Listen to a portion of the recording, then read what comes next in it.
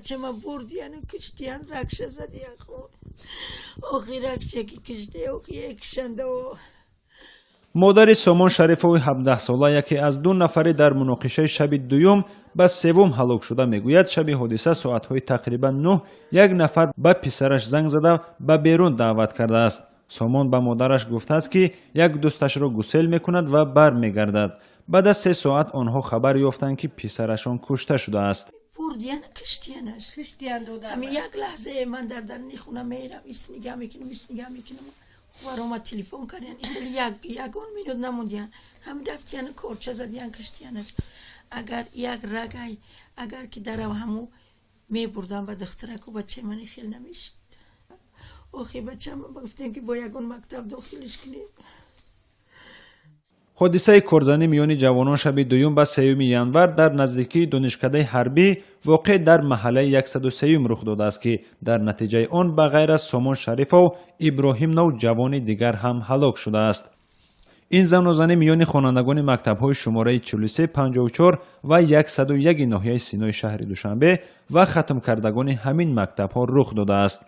سامان شریف و خواننده مکتب شماره 54 بوده در صنف 11 هم تحصیل می‌کرده است.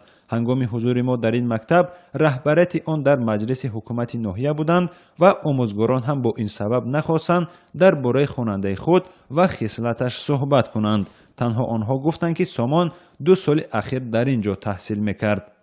در همین حال از معارف شهر دوشنبه گفتند که از این حادثه آگاهند و با آموزگاران این مکتب‌ها صحبت دارند. به دلیل وارد نکردن خلل به جریان تفتیشات از شرح بیشتر این موضوع خودداری میکنند.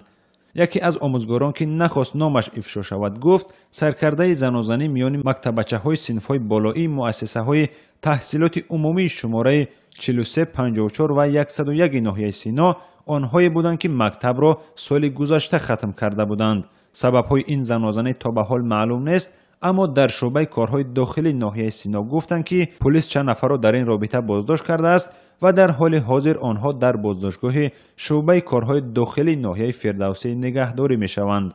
تا لحظه آماده شدن این گزارش وزارت کارهای داخلی جزئیات این حادثه را رسما شرح نداد. شادمان یتیم، اسکندر فیروز، آزادی دوشنبه. زده به بیرون دعوت کرده است. سامان به مادرش گفته است که یک دوستش را گسیل میکند و برمیگردد. بعد از 3 ساعت آنها خبر یافتند که پسرشان کشته شده است. بردیان کشتیانش همین یک لحظه من در خونه میرم ایست نگاه میکنم خبرم تلفن کردن خیلی یکون مینوت نموندیان هم رفتیان کورچه زدیان کشتیانش اگر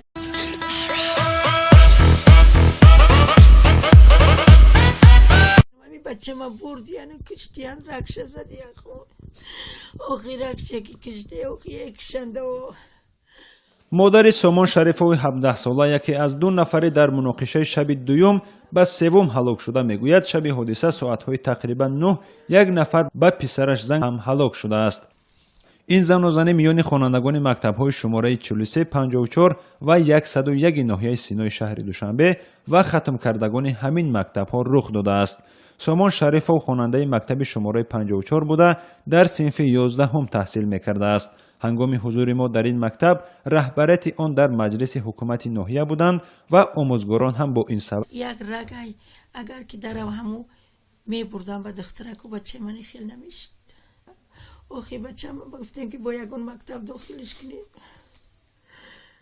حادثه کورزنی میان جوانان شب دوم به 3 ینور در نزدیکی دانشکده حربی واقع در محله 103 رخ داده است که در نتیجه آن به غیر از سامان شریف و ابراهیم نو جوان دیگر هم نخواستند درباره خواننده خود و خصلتش صحبت کنند. تنها آنها گفتند که سامان 2 سال اخیر در اینجا تحصیل میکرد. در همین حال از معارف شهر دوشنبه گفتند که از این حادثه آگاهند و با آموزگاران این مکتب‌ها صحبت دارند. به دلیل وارد نکردن خلل به جریان تفتیشات از شرح بیشتر این موضوع خود